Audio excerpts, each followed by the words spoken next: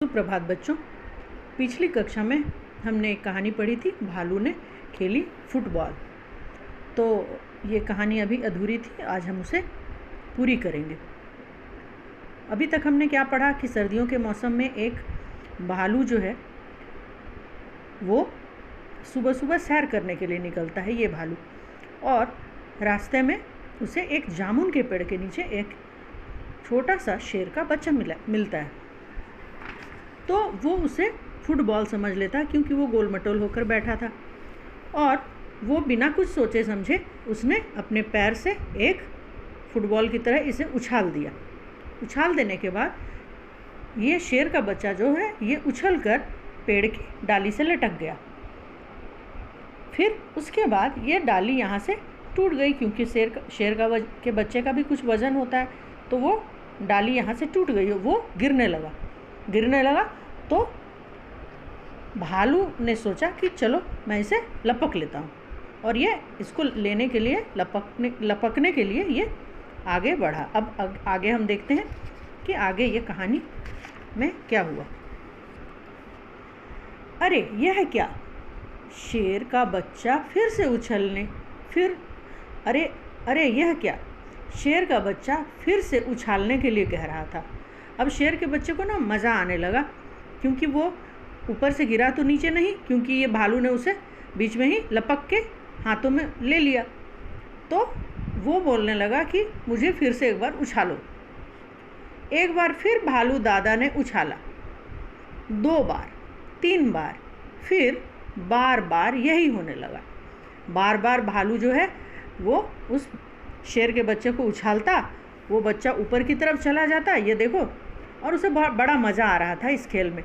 और जब वो नीचे आता तो भालू उसे लपक कर अपने हाथों में ले लेता। तो ऐसे करते करते 2 बार, 3 बार, 4 बार, ऐसे करते करते बहुत बार ये खेल चलने लगा, और उसको भालू के बच्चे को बहुत मज़ा आने लगा। शेर के बच्चे को उछलने में मज़ा आ रहा था, परंतु भालू थक कर परेशान हो गया था। ओह, किस आफत में आ फंसा। 12वीं बार उछालते ही भालू ने घर की ओर दौड़ लगाई और गायब हो गया।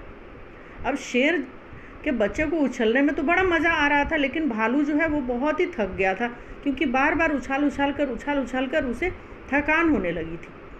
और उसने सोचा कि ओह, अब मैं कैसे आफत में फंस गया हूँ। ये बच्चा तो मुझे छोड़ ही नहीं रहा, उसे तो मज़ा आ रहा है, और वो मुझे बार बार उछालने को कह रहा है। तो 12वीं बार जब भालू ने शेर को उछाला, शेर के बच्चे को, तो जैसे ही उछाला और उसके बाद वो अपने घर की ओर दौड़कर भागने लगा। अब देखो, अब की बार शेर का बच्चा धड़ाम से ज़मीन पर आ गया, डाल भी टूट गई। तभी माली वहाँ आया और शेर के बच्चे पर बरस पड़ा।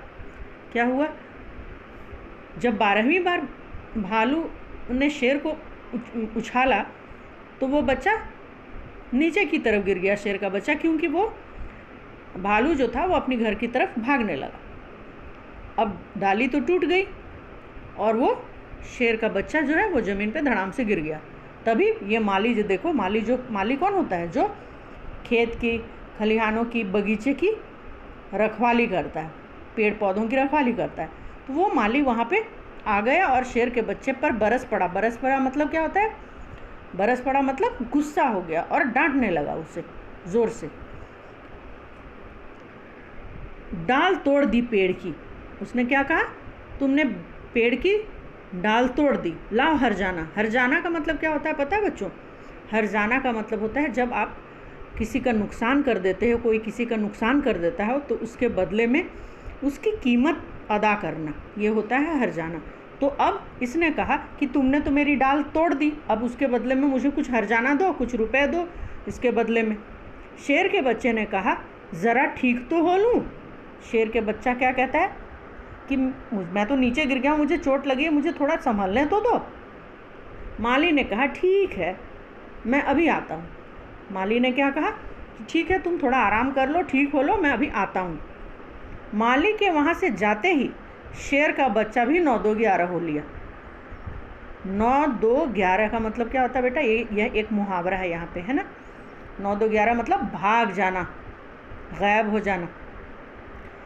माली के वहाँ से जाते ही शेर का बच्चा भी 9 2 11 हो गया, भाग गया वहाँ से। उसे लगा कि अब तो मुझे जाना देना होगा, तो चलो यहाँ से भाग जाने में ही भलाई है। उसने सोचा जान बची तो लाखों पाए। और वो बच्चा जो है भागते हुए मन मन में यही सोच रहा था कि मेरी जान बच गई भाई। ये भी एक मुहावरा है, जान बची तो लाखों पाए। इसका मतलब है कि जान बच गई तो सब कुछ समझो कि बच गया, और जान बच गई तो मतलब लाख रुपए के बराबर है। मतलब जान बच गई तो मैं बच गया, ये सोच के ये वहाँ से सोचता हुआ भाग गया। ठीक है बच्चों, तो ये कहानी तो बहुत सुंदर, बहुत प्यारी कहानी है। और ये कहानी पढ़कर तुम लोगों को बड़ा मज़ा भी आया होगा। इसको फिर से एक बार पढ़ो और ठीक से दोहराओ। और यहाँ पे बहुत सारे शब्द हैं, मैंने बीच बीच में भी देखा। 2 मुहावरे यहाँ पे थे, 9 2 11 हो जाना और जान बची तो लाखों पाए। उसके बाद और भी कुछ शब्द थे बच्चों। यहाँ पर देखो, ज़रा, इसके नीचे नुक्ता लगा हुआ है। और यहाँ पे एक जगह और मैंने देखा था, ज़मीन, यहाँ पे भी नुक्ता लगा हुआ है। ये नुक्ते के बारे में तो हम लोग बात करेंगे ही अगली कक्षा में। लेकिन और भी बहुत सारे कठिन शब्द हैं इसमें। बीच बीच में तुम इसे चेक करके देखो और निकालो इसमें से कौन कौन से कठिन शब्द तुम्हें लगते हैं, उनकी एक लिस्ट बनाओ। एक देखो, यहाँ आफत भी लिखा है, फ के नीचे भी ये नुक्ता लगा हुआ है ना। और ये मज़ा, यहाँ तो है ही नुक्ता। तो कुछ शब्द जो हैं, जो भी शब्द इस पूरे अध्याय में, इस पूरे पाठ में तुम्हें जो भी शब्द लगते हैं, कठिन शब्द लगते हैं, उनकी एक लिस्ट बनाओ। और उसके बाद तुम्हें उसका अर्थ यदि समझ में नहीं आता है तो मैं सारे अर्थ को तुम लोगों को समझाऊंगी भी। ठीक है, इसको खूब अच्छे से पढ़ो बच्चों और इसे देखो, ध्यान से देखो, एक एक शब्द देखो, एक एक शब्द में आए हुए मात्राओं को ठीक से देखो, ठीक से पढ़ो उच्चारण के साथ। और इस अध्याय को पढ़ के और इसके कठिन शब्दों को तुम एक जगह नोट करते जाओ अपनी कॉपी में। और उसका अर्थ जो है वो भी मैं तुम लोगों को ज़रूर बताऊंगी।